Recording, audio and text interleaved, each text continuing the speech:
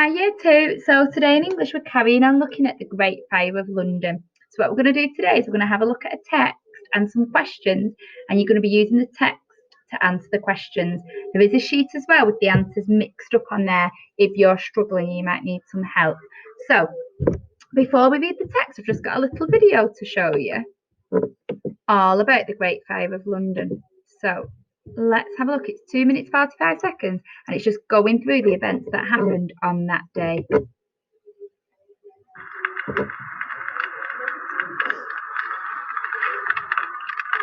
Won't let me make it full screen. Sunday night, 2nd of September, was when it all began. Me and Al were at Thomas Farriner's Baker for the King on Pudding Lane. Well, that's the place where my friend Al works.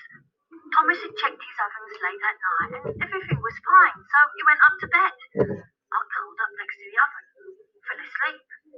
But then I woke up, choking and spluttering, thick, black, swirling smoke.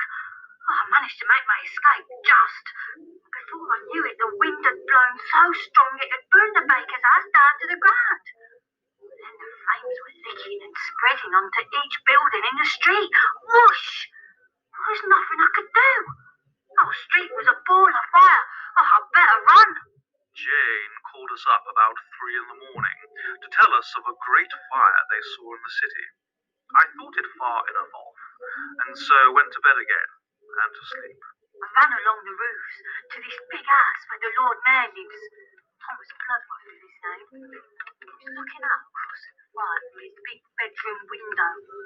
I tried to tell him how terrible the fire was, but before I knew it, he'd slammed the window shut, gone straight back to bed. September 3rd, I walked to the tower, and there I did see the houses at the end of the bridge, all on fire. Everybody endeavouring to remove their goods and fling them into the river. Everything will burn, even the churches. I must tell the king. On Monday, September the 3rd, people were leaving their houses, putting their things onto boats and carts. I've just seen Samuel Pepys and his wife fleeing their house wearing only their night clothes. Fire is so big now. This is definitely the worst day of the fire. From a distance, I watched the net melting on St. Paul's Cathedral. Wall stones exploded. Even the pavement was glowing with heat. I'd have burnt my paws if I'd have got too close. It's Wednesday, September the 5th, and I'm hungry. All the houses I normally go to for scraps of food have been burnt to the ground. What's that clattering of horses? My goodness, it's the king! He's only gone and jumped off his horse to help put the fire out. I also did see a poor cat taken out of a hole in the chimney, joining to the wall of exchange, with the hair all burned off the body. Okay, so that just gave us a little bit more information about what happened on that day. So your job is going to be to read the text and then answer the questions, okay? So it says, in 1666, the city of London looked very different from how it does today. The streets were narrow and the houses and shops were built from wood. Some homes were so close together, people could reach out of their window and shake hands. After a long hot summer, the timber houses were very dry. It would not take much for a fire to start.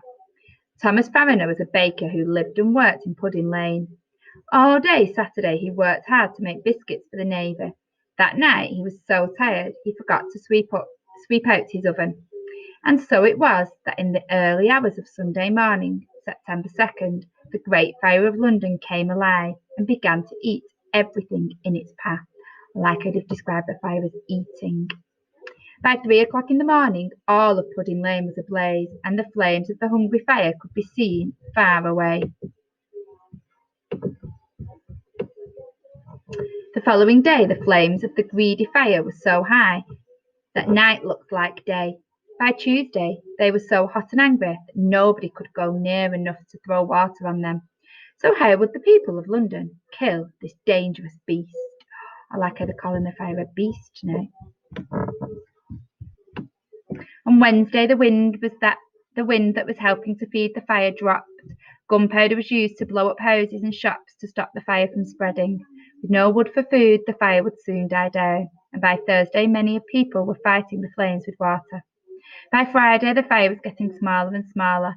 The fiery monster was starving and soon would be dead. The houses and the shops were all gone, and it took a long time for London to stand up and be proud again. 30 years, in fact. Today you can still walk down Pudding Lane with its modern shops, and if you look closely, you might even see the plaque that points to the very spot where the fire of London began.